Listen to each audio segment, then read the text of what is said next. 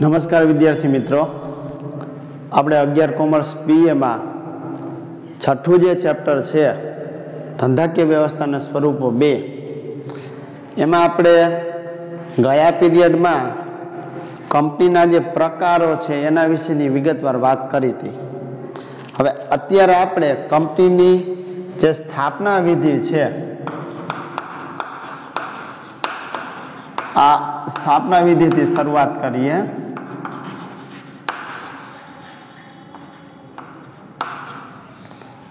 આમાં મુદ્દાઓ તમારે જે છે એ વિગતવાર લખવા પડશે. સ્થાપના વિધિ છે એમાં 2 પ્રકાર આવશે. એમાં પહેલું જે છે એને આપણે એ નામ આપીએ તો કે એ છે પ્રવર્તન, અને બીજું જે છે એને આપણે કહીશું નોંધણીનું પ્રમાણપત્ર મેળવવાની વિધિ.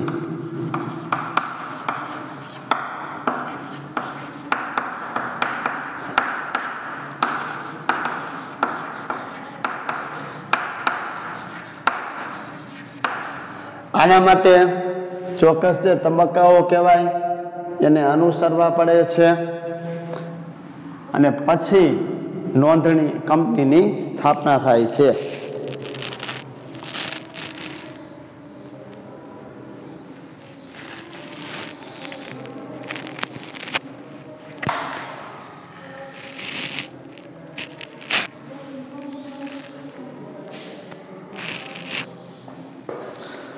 સૌથી પહેલા જો કે ભાઈ પ્રવર્તન કોને કહેવાય, તો કે જ્યારે કંપનીને અસ્તિત્વમાં લાવવાનો વિચાર આવે કે એક એવી વ્યક્તિ કે જેને એવો વિચાર આવ્યો કે મારે કંપની શરૂ કરવી છે, અને ત્યારથી એ વ્યક્તિ તૈયારી શરૂ કરી દે. સરળ શબ્દ છે કે જ્યારે કોઈ વ્યક્તિને કંપનીને અસ્તિત્વ લાવવાનો એટલે કે કંપની શરૂ કરવાનો વિચાર આવે અને એ માટેની પૂર્વ તૈયારી શરૂ કરી દઈએ એને કહીશું આપણે પ્રવર્તન. અને કંપનીને શરૂ કરવાનો વિચાર કરનાર જે વ્યક્તિ છે એને શું કહેવાય, તો કે કંપનીને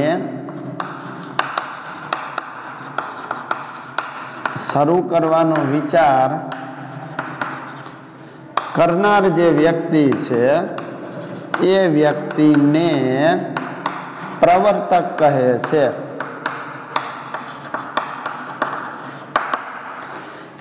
એવો વ્યક્તિ કે જેને કંપની શરૂ કરવાનો વિચાર આવ્યો હોય, એ માટેની પૂર્વ તૈયારી કરી દીધી હોય, તો એ વ્યક્તિને પ્રવર્તક કહેવામાં આવે છે.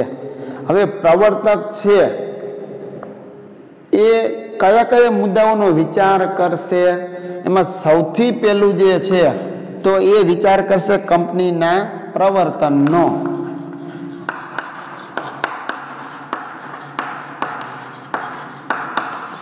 એટલે કે કંપની શરૂ કરવાનો વિચાર કરશે સૌથી પહેલા. હવે આ જે વિચાર છે એ સ્વાભાવિક છે કે વિચાર છે એ ક્યાંથી ઉદ્ભવે, તો કે માણસના મગજમાંથી. એટલે કે પ્રવર્તકને સૌથી પહેલા એના મગજમાંથી કંપની શરૂ કરવાનો વિચાર ઉદ્ભવે છે. આ માટે કોઈ સંશોધનને અમલમાં મૂકવાનું હોય અથવા કે કોઈ નવી વસ્તુ છે એ બજારમાં મૂકવાની હોય ત્યારે પણ વ્યક્તિ એનો વિચાર કરશે. માટે પ્રવર્તન એટલે શું, તો કે પ્રવર્તન એટલે પ્રવર્તકનું માનસ સંતાન કહેવાય છે.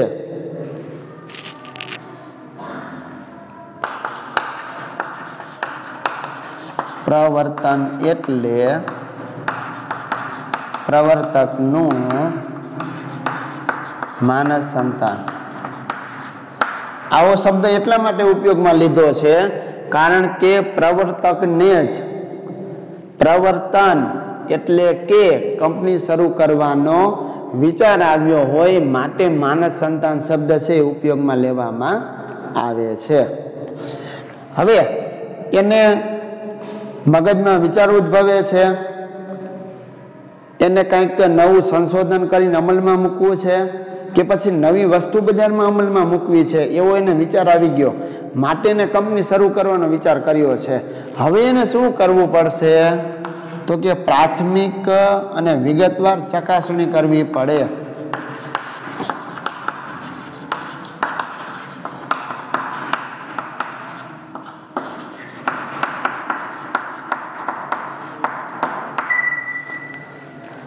આમાં શું કરવામાં આવે?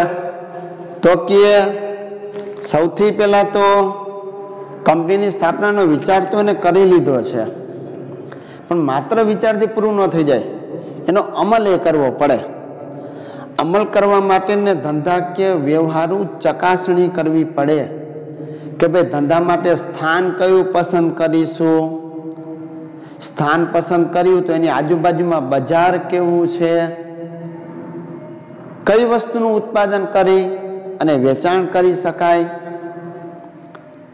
જમીનની વિચારણા કરવી પડે. બિલ્ડિંગ જે આખે આખું ઊભું કરે એનો વિચાર કરવો પડે. યંત્ર કે સામગ્રીની ખરીદી કરવી પડે, એ ક્યાંથી લાવીશું. વસ્તુ બનાવવાનો કાચો માલ છે એ નજીકમાંથી મળે છે કે નહીં, કે બહારથી મંગાવવો પડશે. વાહન વ્યવહારની સુવિધા કેવી છે. આ બધી જ બાબતોની અહીંયા વિગતવાર ચકાસણી કરી લેવામાં આવે છે. ત્યાર પછી શું?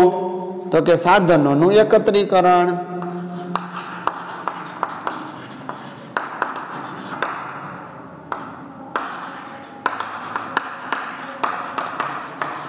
એકત્રીકરણનો મતલબ શું થાય?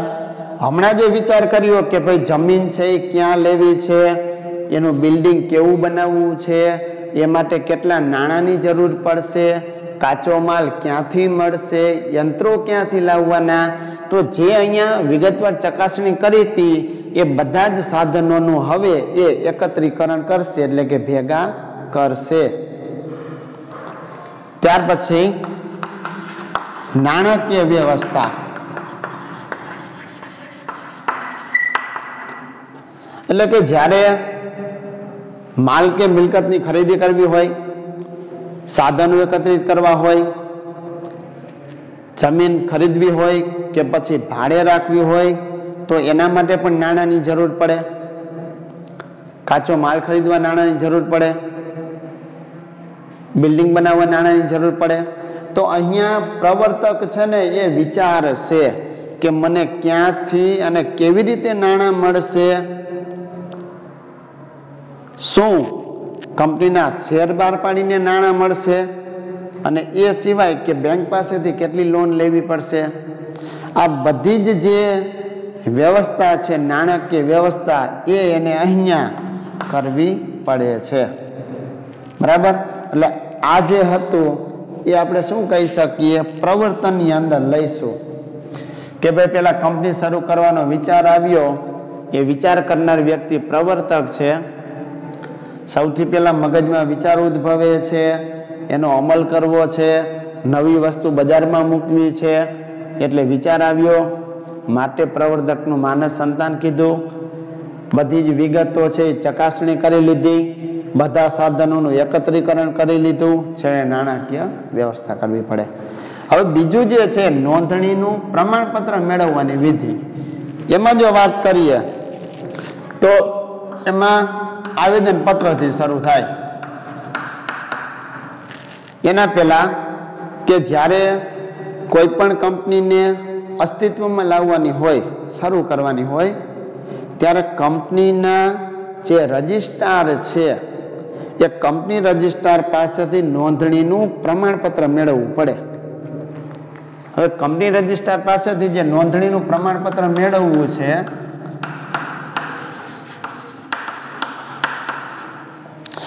તો એ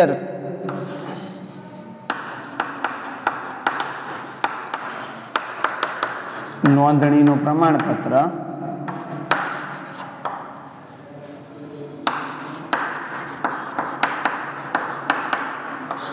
કંપની રજિસ્ટ્રાર પાસેથી જે નોંધણીનું પ્રમાણપત્ર મેળવવું છે એના માટે ચોક્કસ વિધિને અનુસરવી પડે. હવે એના માટે અલગ અલગ પ્રકારના દસ્તાવેજો તૈયાર કરવા પડે. એમાંનો એક દસ્તાવેજ એટલે આવેદનપત્ર. આવેદનપત્ર છે એ કંપનીનો પાયાનો દસ્તાવેજ છે. એટલું જ નહીં, કંપનીનું બંધારણ પણ છે. અને આ જ આવેદનપત્રને આધારે જ પછી કંપનીની ઇમારત જે છે એ ચણવામાં આવે છે.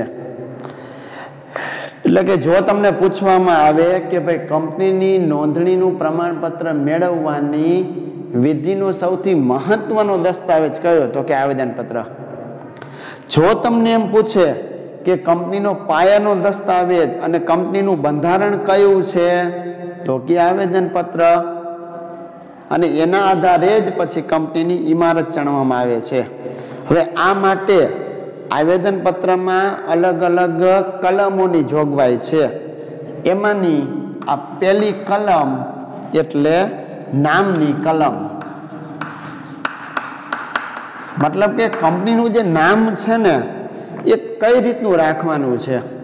એ ખાનગી કંપની છે કે જાહેર કંપની છે. ખાનગી છે તો પ્રાઇવેટ લિમિટેડ છે, જાહેર છે તો લિમિટેડ છે. નામના છેડે શું લખવું અને કેવું નામ ન રાખી શકાય કંપનીનું, એની વાત છે. જો તો અગાઉ પણ તમને કીધું હતું કે શેરથી મર્યાદિત જવાબદારી વાળી અને જે જાહેર કંપની છે, આપણે એમાં 3 પ્રકારની જવાબદારી જોઈ હતી. શેરથી મર્યાદિત જવાબદારી વાળી કંપની, બાહેંધરીથી મર્યાદિત જવાબદારી વાળી કંપની અને ત્રીજું હતું અમર્યાદિત જવાબદારી વાળી કંપની. એમાં પેલું છે એ જ છે કે જે કંપની શેરથી મર્યાદિત જવાબદારી વાળી હોય, મતલબ કે વ્યક્તિએ જેટલા શેર ખરીદેલા હોય એની મૂળ કિંમત પૂરતી એની જવાબદારી. એટલે એ જ કહે છે કે જે કંપની છે એના મર્યાદિત જવાબદારી વાળી હોય અને જાહેર કંપની હોય તો એના નામના છેડે લિમિટેડ શબ્દ લખાય છે. કયો શબ્દ, તો કે લિમિટેડ. બીજું કે જો મર્યાદિત જવાબદારી વાળી પણ જાહેરના બદલે ખાનગી કંપની હોય, જાહેર હોય તો લિમિટેડ શબ્દ લખાય છે, પણ જો ખાનગી કંપની હોય તો એના નામના છેડે પ્રાઇવેટ લિમિટેડ શબ્દ લખવો પડે છે. હવે કે ભાઈ કેવી કંપની કેવું નામ ન રાખી શકાય, તો કે ભારતમાં અગાઉ કોઈ કંપનીની નોંધણી થઈ ગઈ હોય તો એના જેવું નામ ન રાખી શકાય. માનો કે રિલાયન્સ કંપની છે તો એવું ને એવું નામ રાખી શકાય નહીં. બીજું કે દેશના હિતને નુકસાન પહોંચાડતું હોય તો એવું નામ પણ રાખી શકાતું નથી. ચાલો, નામની કલમ પછી હવે આપણે જે છે રજિસ્ટર્ડ ઓફિસના સરનામાની કલમ.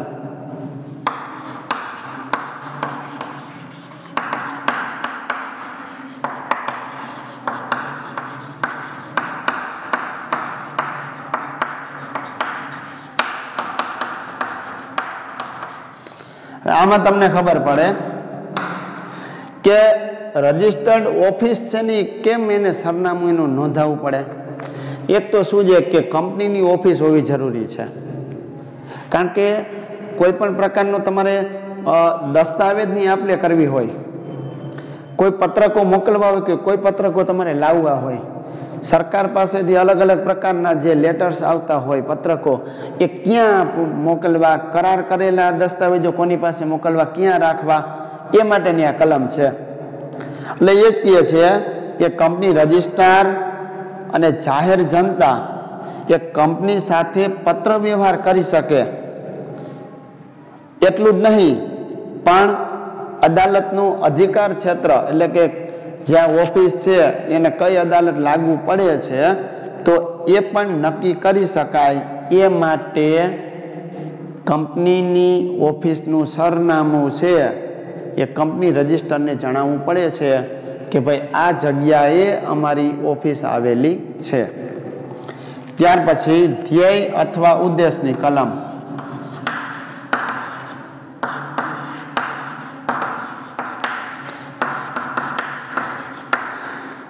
અહીંયા કંપનીનો ધ્યેય કયો છે, એનો હેતુ કયો છે એ દર્શાવવો પડે છે, અને એ સિવાયનું કંપની કામ નથી કરી શકતી. આ મહત્વની કલમ કહી શકાય. કંપની કયા ઉદ્દેશ માટે શરૂ થઈ, કંપનીને કયો ધંધો કરવાનો છે, કઈ વસ્તુ બનાવવાની છે, એ આ કલમમાં લખવી પડે.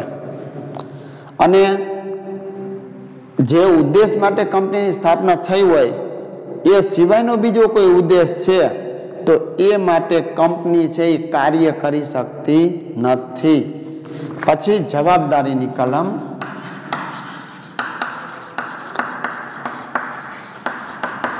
હવે જવાબદારી અગાઉ પણ જોઈ હતી આપણે, 3 પ્રકારની હોય. કાંઈ શેરથી મર્યાદિત જવાબદારી વાળી હોય, બાહેંધરીથી મર્યાદિત જવાબદારી વાળી હોય, અથવા અમર્યાદિત જવાબદારી વાળી કંપની. તો કંપની છે કેવી એની જવાબદારી છે? શું એ બાહેંધરીથી મર્યાદિત જવાબદારી વાળી કંપની છે કે મર્યાદિત શેરની મર્યાદિત જવાબદારી વાળી? એ આ કલમની અંદર જણાવવું પડે છે. બીજું એના પછીનું જે છે 5મું એ છે મૂડીની કલમ.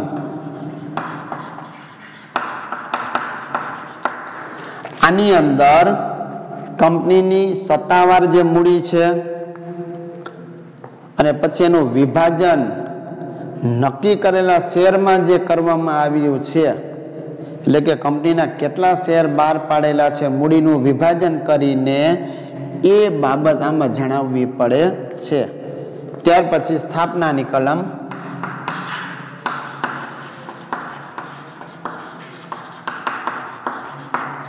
સ્થાપનાની કલમમાં શું? તો કે જ્યારે જાહેર કંપની શરૂ કરવાની હોય, એટલે એના સભ્ય સંખ્યાની જ વાત છે કે જ્યારે જાહેર કંપની શરૂ કરવાની હોય ઓછામાં ઓછા 7 સભ્યો જોઈએ, અને જો ખાનગી કંપની હોય તો ઓછામાં ઓછા 2 સભ્યો. એ પોતાની સહી સાથે કંપનીની સ્થાપના ઈચ્છતા હોય એવું નિવેદન રજિસ્ટ્રારને આપવું પડે છે. ચાલો, એટલે આવેદનપત્રમાં આટલી બાબત જરૂરી, આવેદનપત્રમાં આટલી કલમો જરૂરી છે. નામની કલમ, લિમિટેડ કે પ્રાઇવેટ લિમિટેડ, જાહેર કે ખાનગી. રજિસ્ટર ઓફિસની પત્ર વ્યવહાર માટે. ધ્યેય કે ઉદ્દેશ, કયા ઉદ્દેશથી ધંધો કર્યો છે, એ સિવાય ધંધો ન કરી શકાય. જવાબદારી કેવી છે, મર્યાદિત, અમર્યાદિત, બરાબર, શેર મૂડીથી મર્યાદિત કે બાહેંધરીથી મર્યાદિત. મૂડી, બરાબર, કેટલું વિભાજન કર્યું છે શેરમાં, કુલ મૂડી કેટલી જે જણાવવી પડે. અને છેલ્લે સ્થાપના ઓછામાં ઓછા 7 જાહેર માટે, ઓછામાં ઓછા 2 ખાનગી કંપની માટે. હવે આપણે નિયમન પત્રની વાત કરી લઈએ.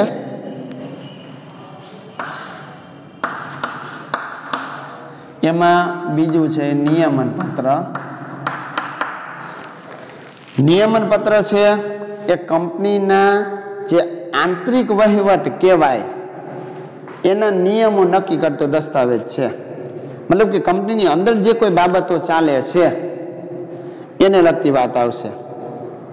બીજું કે જ્યારે નિયમન પત્ર તૈયાર કરે ત્યારે આવેદન પત્રની જે બાબતો છે એને ધ્યાનમાં લેવી પડે છે, અને પછી કંપનીના વહીવટ ચલાવવા માટે જે નિયમો છે એ ઘડવામાં આવતા હોય છે. મોટાભાગે એમાં કઈ બાબત હોય તો કે કંપનીના સભ્યોના અધિકાર કેવા છે, શેર હપ્તા કે પછી શેર જપ્તીની વાત છે, સંચાલક મંડળને કેટલી સત્તાઓ મળેલી છે, આ બધી બાબત છે નિયમન પત્રમાં દર્શાવવામાં આવે છે.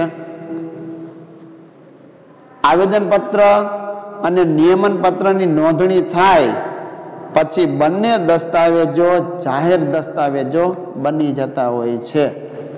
ચાલો, ત્યાર પછી કયું છે તો કે સંચાલકોની યાદી.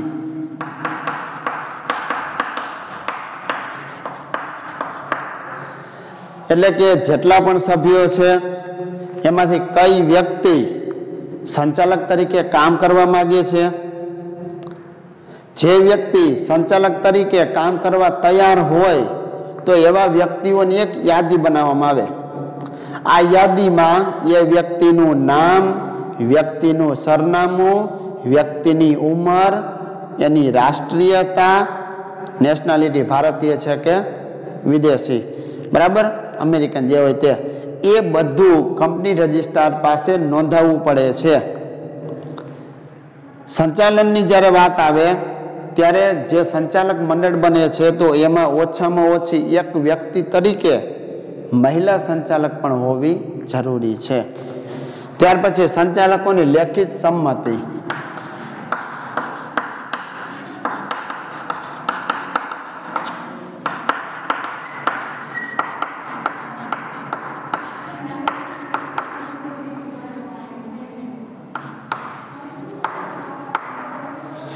સંચાલકોની લેખિત સંમતિ એટલે એ જ કહે છે કે જે વ્યક્તિનું સંચાલક તરીકે નામ પસંદ કરવામાં આવ્યું છે તો એ વ્યક્તિ પાસેથી લેખિત સંમતિ લેવામાં આવતી હોય છે કે તમારું નામ સંચાલક તરીકે પસંદ કર્યું છે અને તમને જે કામ સોંપવામાં આવશે એ તમને મંજૂર છે કે નહીં. બરાબર, જો મંજૂર હોય તો તમે સંચાલક તરીકે જોડાઈ શકો છો અને પછી તમારી મંજૂરી પણ આપવી પડશે, એમ સંમતિ આપવી પડે. ત્યાર પછી અન્ય કંપનીમાં હિત અંગેની જાહેરાત.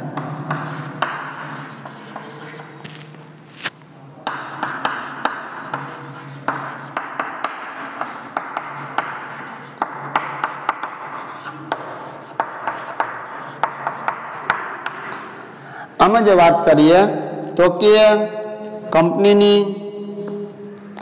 કંપનીના જે સંચાલકો છે, કંપનીના જે મેનેજર છે, કંપનીના સેક્રેટરી છે, બરાબર, કે પછી ભરણું ભરનાર વ્યક્તિ છે, તો આટલા લોકો બીજી કંપની સાથે હિત સંબંધ ધરાવતી હોય, મતલબ કે બીજા કોઈ કંપની સાથે જો એ લોકો જોડાયેલા હોય તો એવા વ્યક્તિઓએ તે અંગેનું નિવેદન નોંધાવવું પડે છે કે હું બીજી કંપની સાથે પણ જોડાયેલો છું.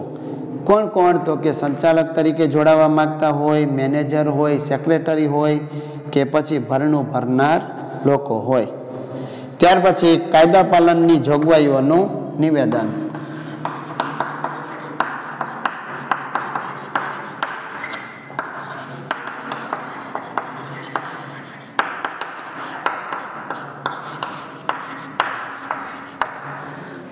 કાયદા પાલનની જોગવાઈ એટલે વર્તમાન સરકાર દ્વારા જે અલગ અલગ પ્રકારના કાયદાઓ બનાવવામાં આવે છે તો એ બધા જ કાયદાઓનું પાલન કરવા માટે કંપની બંધાયેલી છે.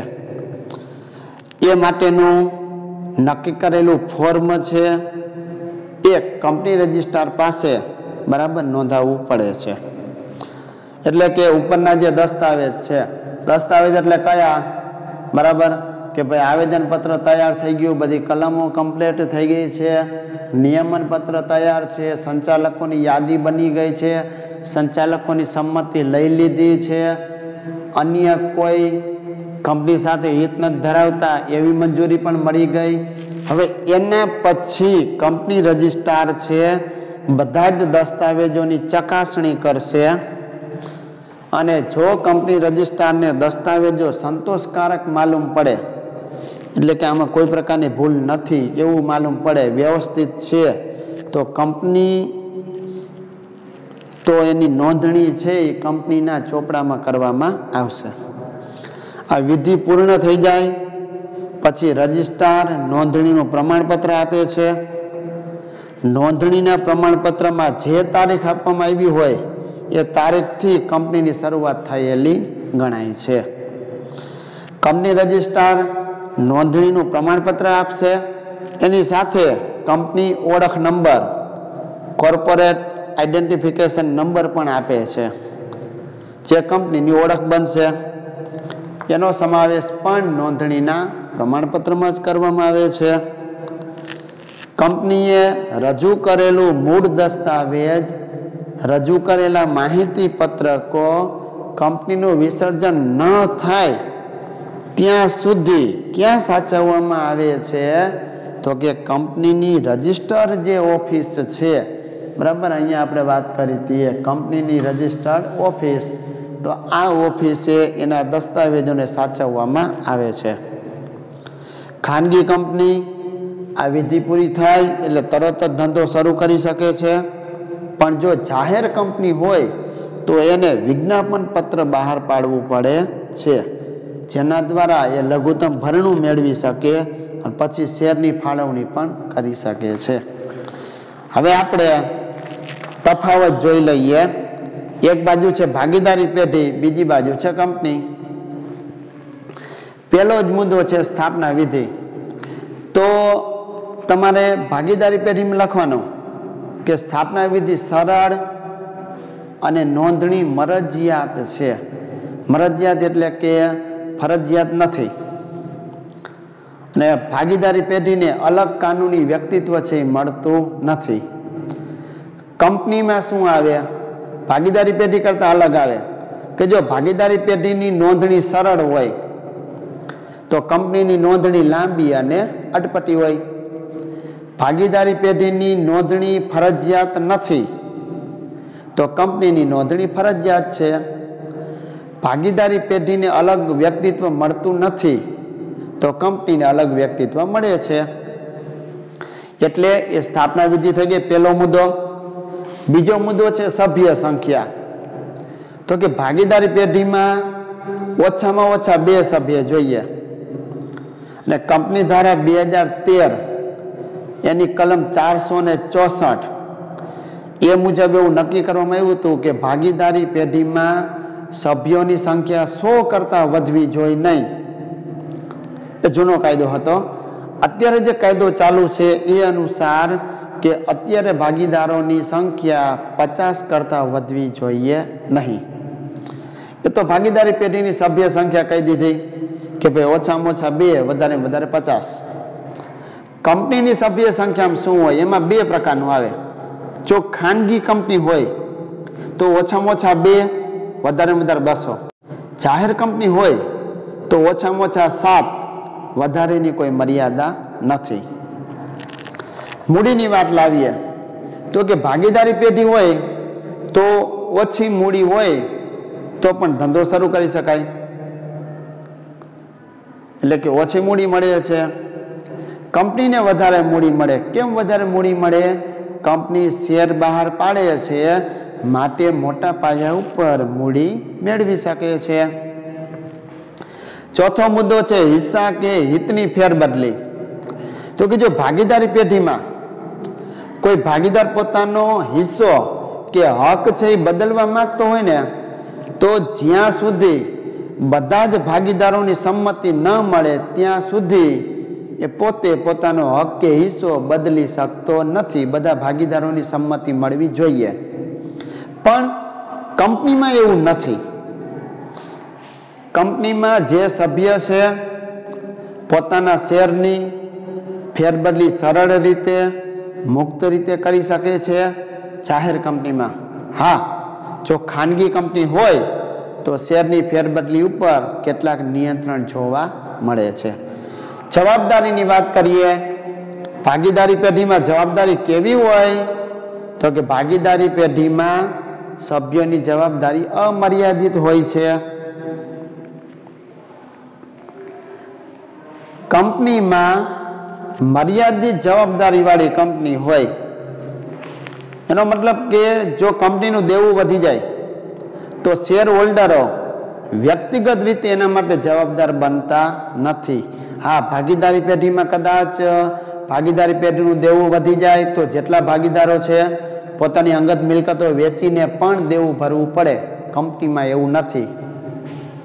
સંચાલનની વાત કરીએ તો કે ભાગીદારી પેઢીનું સંચાલન ભાગીદાર પોતે કરી શકે અથવા બધા ભાગીદારો વતી અમુક લોકો પણ સંચાલન કરી શકે.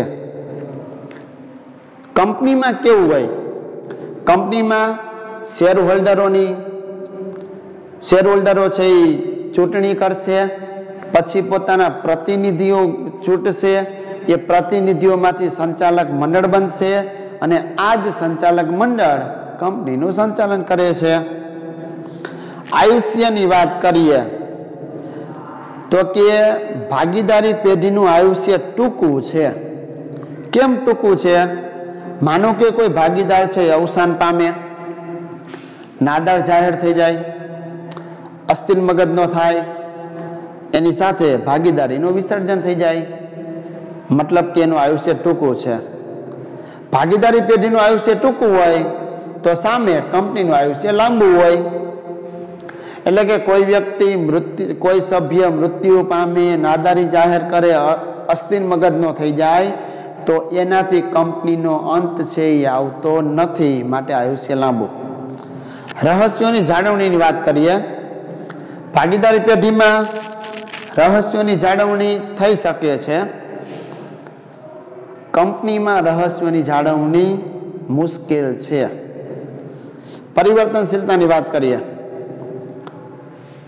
ભાગીદારી પેઢીમાં પરિવર્તનશીલતા જોવા મળે છે તો કંપનીમાં પરિવર્તનશીલતા મુશ્કેલ છે. બહુ વધારે પરિવર્તનશીલતા જોવા મળતી નથી, અમુક બાબતોમાં થઈ શકે. વ્યક્તિગત સંપર્કની વાત કરીએ. ભાગીદારી પેઢીમાં કર્મચારી છે, ગ્રાહક છે, એની સાથે ભાગીદારો સીધા સંપર્કમાં આવી શકે છે. પણ કંપનીમાં વ્યક્તિગત સંપર્ક છે એ જોવા મળતો નથી. વિસર્જનની વાત કરીએ તો કે ભાગીદારી પેઢીનું વિસર્જન કેવી રીતે થાય? કરાર અનુસાર અથવા કાયદાએ નક્કી કરેલી જોગવાઈ અનુસાર, કે પછી બધા ભાગીદારો ઈચ્છે ત્યારે ભાગીદારી પેઢીનો અંત આવશે. કંપનીનું વિસર્જન ક્યારે થાય? કંપનીનું વિસર્જન કાયદાનું પાલન કરીને જ થઈ શકે છે. ચાલો, એ તો એક તફાવત થયો ભાગીદારી પેઢી અને કંપની. હવે બીજો જે તફાવત છે એ છે જાહેર કંપની અને ખાનગી કંપની. એની જો આપણે વાત કરીએ, સૌથી પહેલા સભ્ય સંખ્યા છે. હવે હમણાં પણ તમને કીધું કે જો ભાઈ ખાનગી કંપની હોય ઓછામાં ઓછા 2, વધારેમાં વધારે 200. જાહેર કંપની હોય ઓછામાં ઓછા 7, વધારેની કોઈ મર્યાદા નથી. બીજો મુદ્દો છે શેરની ફેરબદલી. જો ખાનગી કંપની હોય તો શેરની ફેરબદલી ઉપર કેટલાક નિયંત્રણો હોય છે. ખાનગી કંપનીમાં કેટલાક નિયંત્રણ હોય તો સામે તમારે લખી નાખવાનું કે જાહેર કંપનીમાં શેરની ફેરબદલી મુક્ત રીતે થઈ શકે છે. ત્રીજો મુદ્દો છે જાહેર જનતાને આમંત્રણ. તો કે ખાનગી કંપની જાહેર જનતાને શેર કે ડિબેન્ચર ખરીદવાનું આમંત્રણ આપી શકતી નથી, વિજ્ઞાપન પત્ર છે બહાર પાડી શકતી નથી. તો સામે તમારે લખી નાખવાનું કે ભાઈ જો ખાનગી કંપની જાહેર જનતાને આમંત્રણ આપી ન શકતી હોય તો આ બાજુ કે જાહેર કંપની જે છે એ વિજ્ઞાપન પત્ર બહાર પાડે અને જાહેર જનતાને શેર કે ડિબેન્ચર ખરીદવાનું આમંત્રણ આપી શકે છે. ચોથો મુદ્દો છે એક વ્યક્તિની કંપની. તો કે ખાનગી કંપની એક વ્યક્તિની કંપની હોઈ શકે. એક જ વ્યક્તિ એ પોતે ડાયરેક્ટર પણ હોય, એની જ કંપની હોય અને એ વ્યક્તિ પાછો કરાર પણ કરી શકતો હોય છે. એટલે એક વ્યક્તિની કંપની ખાનગી કંપની હોય તો સામે લખી નાખવાનું કે ભાઈ જાહેર કંપની છે એક વ્યક્તિની કંપની હોઈ શકતી નથી અને આવો કરાર છે એ પણ કરી શકતી નથી. સંચાલકોની વાત કરીએ તો કે સંચાલકોની સંખ્યા કેટલી હોય?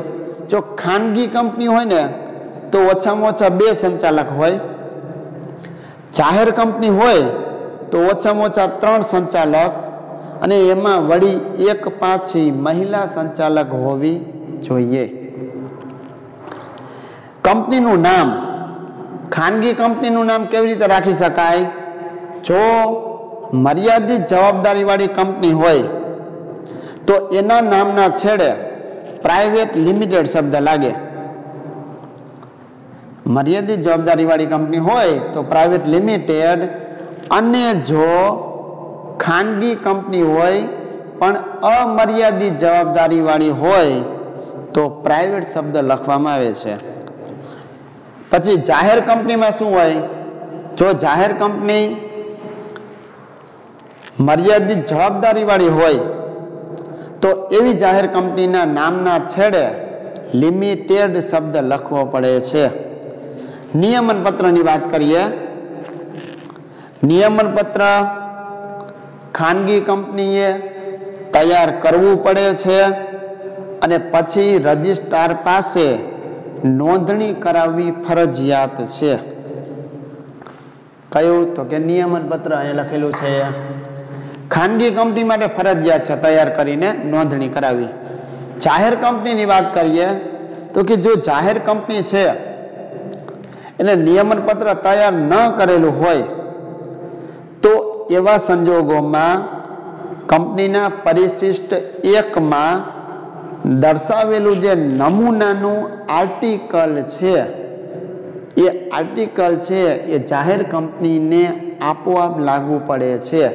એટલે કે એક બાજુ ખાનગી કંપનીએ નિયમન પત્ર ફરજિયાત તૈયાર કરાવવું પડે, જાહેર કંપની ન કરાવે તો પરિશિષ્ટ એ છે એ એને લાગુ પડશે. ત્યાર પછી લઘુત્તમ ભરણું.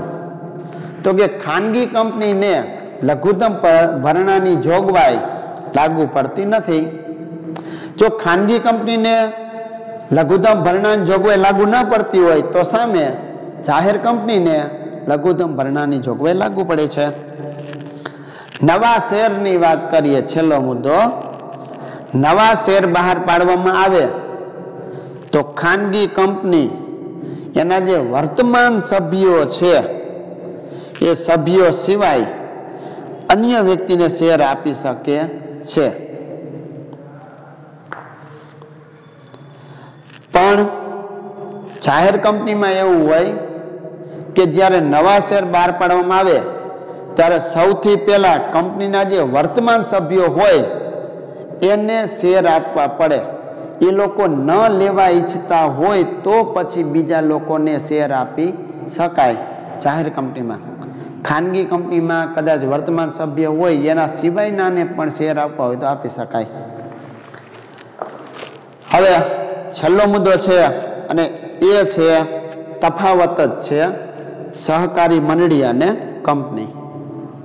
જો કંપનીનું બીજી વખત આ રિપીટ થાય છે. આપણે પેલો જે તફાવત જોયો એ કયો હતો? ભાગીદારી પેઢી અને કંપની. બીજો જોયો એ ખાનગી કંપની અને જાહેર કંપની.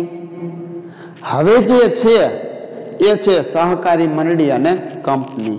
ચાલો એની જો વાત કરી લઈએ. પેલા મુદ્દા જોઈએ. પેલો જ મુદ્દો છે અર્થ આપેલો છે કે ભાઈ કંપની કોને કહેવાય, સહકારી મંડળી કોને કહેવાય.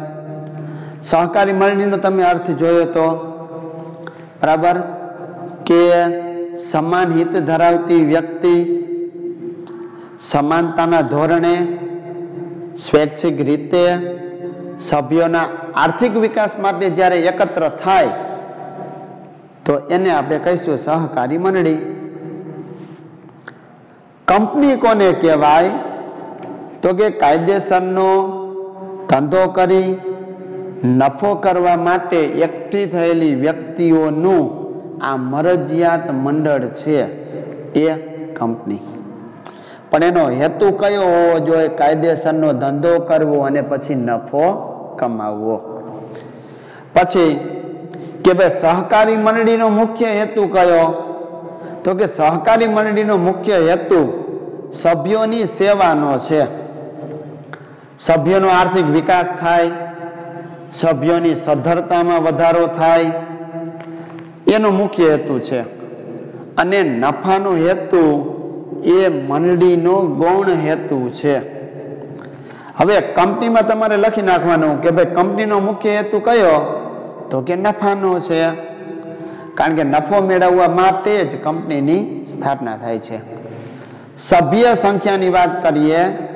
સહકારી મંડળીમાં ઓછામાં ઓછા 10 સભ્ય હોય, વધારે વધારે કેટલા સભ્ય રાખવા એની કોઈ જોગવાઈ નથી. સહકારી મંડળીમાં ઓછામાં ઓછા 10, વધારે વધારે મર્યાદા નથી. કંપનીની જો વાત કરીએ, કંપનીમાં બે વસ્તુ યાદ રાખવાની. જાહેર કંપની હોય ઓછામાં ઓછા 7, વધારેની મર્યાદા નથી. ખાનગી કંપની હોય ઓછામાં ઓછા 2, વધારેમાં વધારે 200. સ્થાપના વિધિ. સહકારી મંડળીની સ્થાપના વિધિ સરળ છે, તો સામે કંપનીની સ્થાપના વિધિ લાંબી અને અટપટી છે.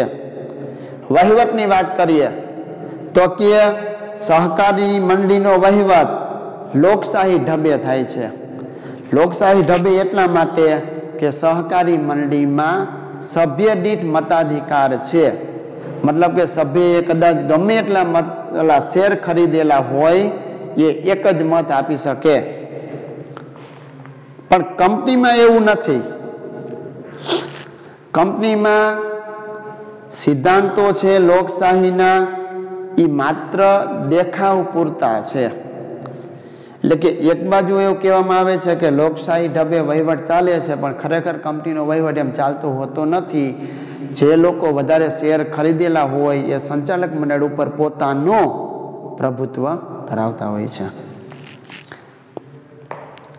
શેરની વાત કરીએ તો કે મંડળી એક સરખા અધિકારવાળા અને એક જ પ્રકારના શેર બહાર પાડી શકે, જ્યારે કંપની ઇક્વિટી શેર અને પ્રેફરન્સ શેર આ બંને પ્રકારના બહાર પાડી શકે. આના વિશે વિગતવાર 8મા ચેપ્ટરમાં આવશે કે ભાઈ ઇક્વિટી શેર છે એના પ્રકારો કયા છે, પ્રેફરન્સ શેરના પ્રકારો કયા છે, બરાબર, એ ત્યારે વાત કરીશું. શેરની ફેરબદલી અને સભ્ય પદનો અંત. આ મુદ્દાની જો વાત કરીએ તો કે સહકારી મંડળીમાં શેરની ફેરબદલી થતી નથી. સભ્ય મંડળીને પોતાના શેર પાછા આપી દે છે, પછી એના સભ્ય પદનો અંત આવશે.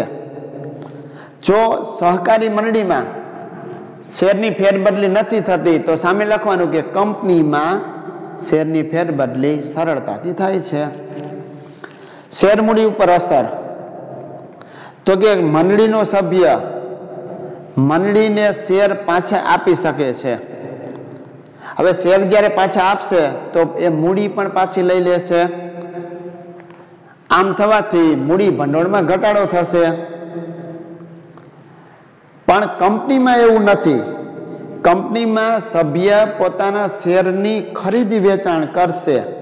હવે એના કારણે કંપનીના મૂડી ભંડોળમાં ઘટાડો થતો નથી, કાંઈ ફેરફાર થતો નથી. લાસ્ટ મુદ્દો છે નફાનો ઉપયોગ. તો કે આમ તો મંડળીનો હેતુ નફાનો નથી, સેવાનો છે. પણ જો નફો થયો હોય તો એનો ઉપયોગ ક્યાં કરશે? કાં સભ્યોને ડિવિડન્ડ આપી શકાય અથવા સભ્યોના લાભ માટે વાપરી શકાય. સહકારી મંડળીના નફાના ઉપયોગની વાત છે. કંપનીનો જે નફો છે એ ક્યાં આપવામાં આવે? તો કે નફાનો કેટલોક ભાગ છે એના સભ્યોને ડિવિડન્ડ તરીકે ચૂકવવામાં આવે છે. એની સાથે જ આ ચેપ્ટર અહીંયા પૂરું થાય છે. આજનું તમારું હોમવર્ક કયું?